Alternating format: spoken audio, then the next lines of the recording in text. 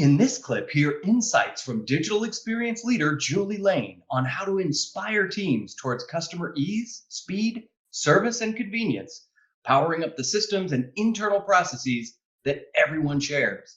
These practical steps equip teams to deliver exceptional customer experiences and improve the overall customer journey.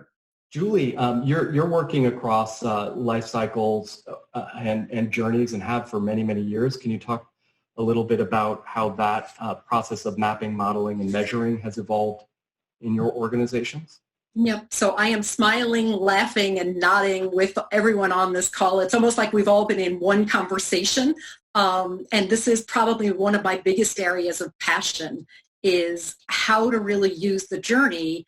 But also, I think, and you're right, I've been at this for quite a while and have been very fortunate to work with very mature teams that are dedicated to this and owning the journey, and also teams that were very early where personas didn't exist and weren't part of a conversation.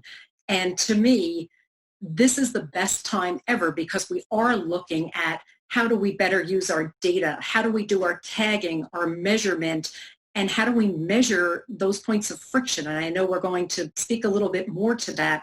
One of the things that I recently was speaking at a conference the end of February or so, and it was very tailored towards the future of work.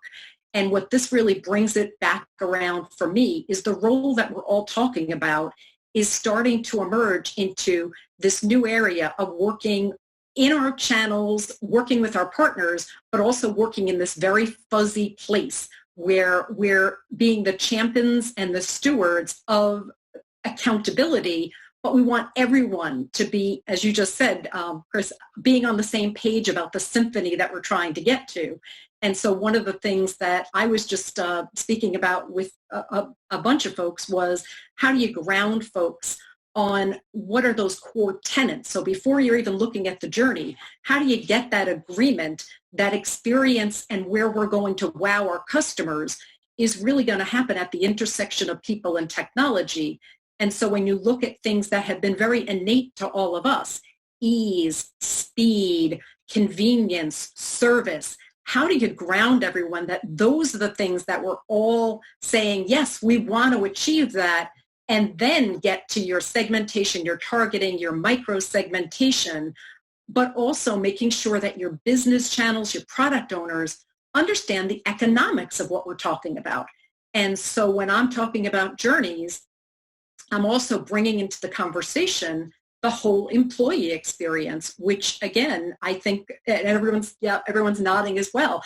You're not going to have a great customer journey and a great customer experience if you're not working on that employee experience. So if that employee doesn't have a ready way to use scripts, isn't getting the data and the interaction and the history of where that customer has been, or being able to easily access a CRM with that background of what campaigns and what outreach they've received, then that experience falls on the ground. So what are we doing when we talk omnichannel to also be fostering that best-in-class employee experience against that journey? So having that model and that blueprint is great, but if we're only going to say, well, this is what we're sending, and this is what the campaign is, and this is what the website's doing, and this is what the content is, that's great.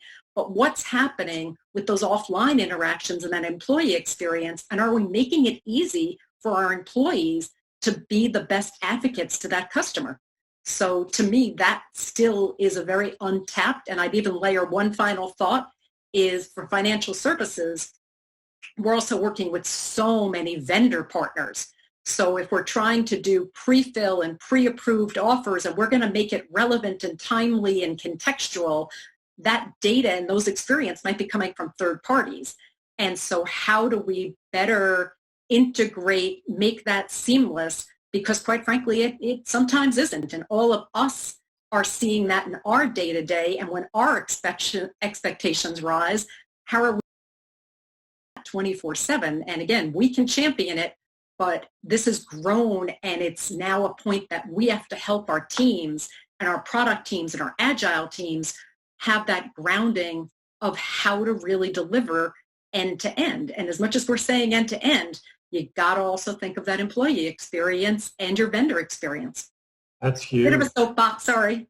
No, it's huge. It's absolutely huge. And it is the missing piece for a lot of organizations is that knowledge management piece. So marketing will operate independently of the post-sales experience. And a lot of times the people managing the post-sales systems, the knowledge management systems, are responsible for the large percentage of the actual customer journey through that life cycle, and what grows the revenue with that customer, and the share of wallet and the loyalty and the word of mouth.